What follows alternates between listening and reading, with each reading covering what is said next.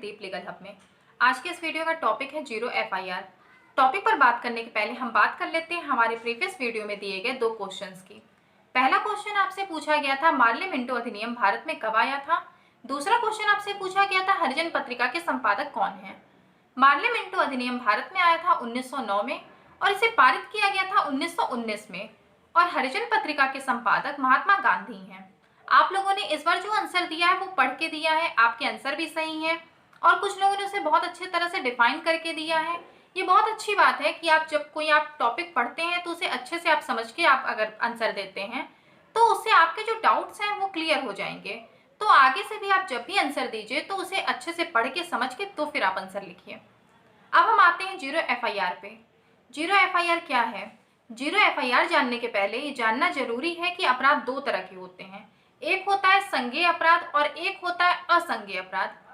संज्ञेय अपराध में बहुत गंभीर किस्म के अपराध होते हैं, जैसे मर्डर, रेप, इस तरह के जो अपराध हैं वो संज्ञेय हैं। और असंज्ञेय मतलब चोरी, मारपीट, कम गंभीर प्रकृति के अपराध। संज्ञेय अपराध में जब आप जाते हैं, जाके थाने पे रिपोर्ट करते हैं, तो पुलिस का काम है कि वो सबसे पहले एफआईआर दर्ज करती है और असंज्ञेय अपराध में एफआईआर नहीं, वो एनसीआर दर्ज करती है और उस एनसीआर को वो ट्रांसफर करती है मजिस्ट्रेट के पास। आप एफआईआर का जो प्रावधान है वो सीआरपीसी के सेक्शन 154 में दिया गया है और उसमें कहा गया है कि पुलिस अधिकारी एफआईआर दर्ज करने के लिए संज्ञेय अपराध में एफआईआर दर्ज करने के लिए बाध्य हैं, लेकिन फिर भी कभी कभी पुलिस वाले आनाकानी करते हैं। अब आते हैं जीरो एफआईआर पे। जीरो एफआईआर होती है कि आप जब जो अपराध होता है आप उस संबंधित थाना क्षेत्र में न जा करके किसी और आपके नियर में जो भी उस समय थाने पड़ते हैं आप उसमें जाके एफआईआर दर्ज कराते हैं या अपने सहूलियत के हिसाब से आप जाके कहीं एफआईआर दर्ज कराते हैं, तो उसे कहते हैं जीरो एफआईआर।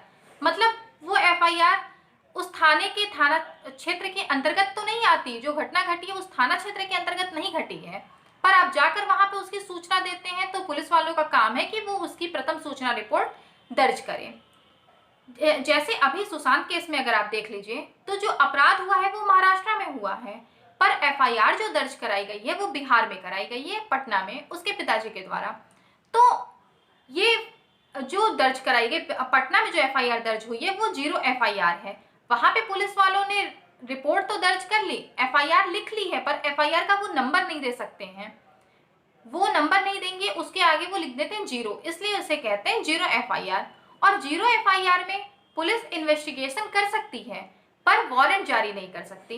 इस वजह से जो भी प्रोसीजर्स थे, जो इन्वेस्टिगेशन पूछताछ जो भी करनी थी, उसके लिए बिहार पुलिस गई थी महाराष्ट्र और महाराष्ट्र में जाके उसने पूछताछ की लोगों से।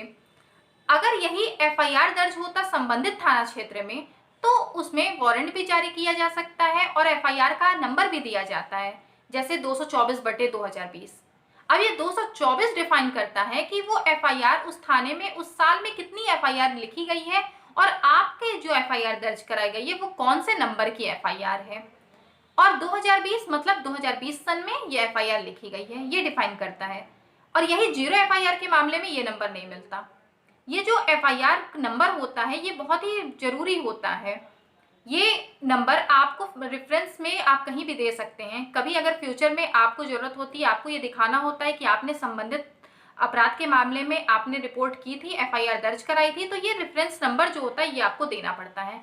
एफआईआर आप जब दर्ज कराते हैं तो उसकी एक कॉपी दी जाती है फ्री ऑफ कॉस्ट थाने के द्वारा और वो कॉपी आप भविष्य के लिए सुरक्षित आपको रखनी होती है। यही जीरो एफआईआर के मामले में आपको नंबर नहीं देने की वजह से पुलिस वाले केवल एफआईआर दर्ज कर लेते हैं, जो उनकी जो प्रारंभिक जो जांच पड़ताल होती है वो करते हैं उसमें। इसलिए करते हैं क्योंकि ऐसा कभी कभी होता है कि सबूत देर हो जाने के कारण साक्ष्य मिट जाते हैं। इस वजह से उनका कर्तव्य है कि जब जीरो एफआईआर भी लिखी जाती है तो वो अपने तुरंत की जो इन्वेस्टिगेशन वगैरह है वो उसको करके फिर उसकी रिपोर्ट लगा के एफआईआर की कॉपी के साथ जो उन्होंने दर्ज की है उसके साथ वो संबंधित थाना क्षेत्र को ट्रांसफर कर देते हैं। यही होती है जीरो एफआईआर।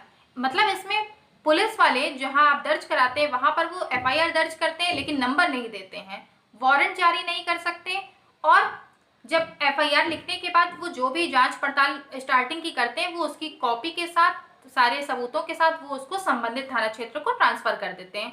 अब बाकी के जो प्रोसीजर हैं, चार्जशीट वगैरह लगाना, वो सारा संबंधित थाना क्षेत्र का काम है। आप जब एफआईआर दर्ज कराते हैं तो पुलिस उसमें इन्वेस्टिगेशन करती है और इन्वेस्टिगेशन करने के बाद वो लास्ट में जाके चार्जशीट फाइल करती है। चार्जशीट फाइल कर देने के बाद आईपीसी के सारे प्रोसीजर्स खत्म हो जाते हैं। यहाँ से फिर शुरू होते हैं सीआरपीसी के प्रोसीजर।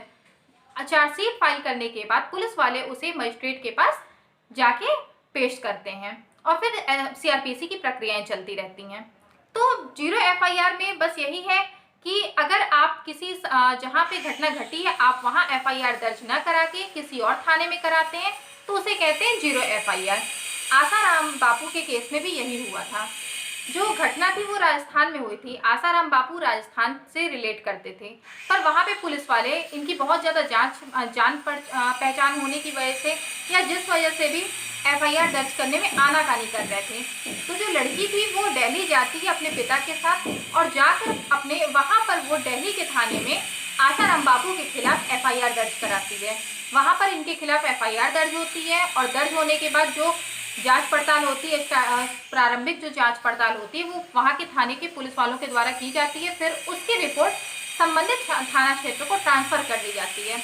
अब चूंकि एफआईआर कर दिया गया तो ये पुलिस वालों की ड्यूटी होती है कि वो उस एफआईआर पे इन्वेस्टिगेशन करें, उसकी फाइनल रिपोर्ट लगाएं और जो भी सारी प्रक्रियाएं वो करने के लिए वहाँ से बाउंड हो जाते हैं।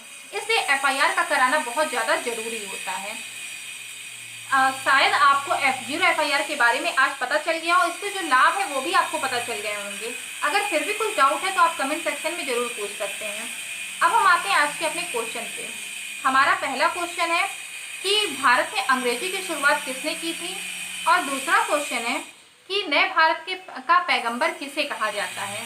पहला क्वेश्चन भारत में अंग्रेजी की शुरुआत किसने की और दूसरा क्वेश्चन नए भारत का पैगंबर किसे कहा जाता है। इन दोनों का जवाब आप कमेंट सेक्शन में ज़रूर दीजिए। वीडियो कैसा लगा ये भी बताइए और इसे लाइक करिए, सब्सक्राइब करिए, शेयर करिए। अगर आपको पसंद ना आया हो तो आप डिसलाइक करिए, लेकिन डिसलाइक करने के साथ साथ आप उसके वजह को भी बताइए, रीज़न भी आप बताइए कि आपने किस लिए इसे डिसलाइक किया, जिससे आगे के वीडियो में इम्प्रूव किया जा सके। धन्यवाद।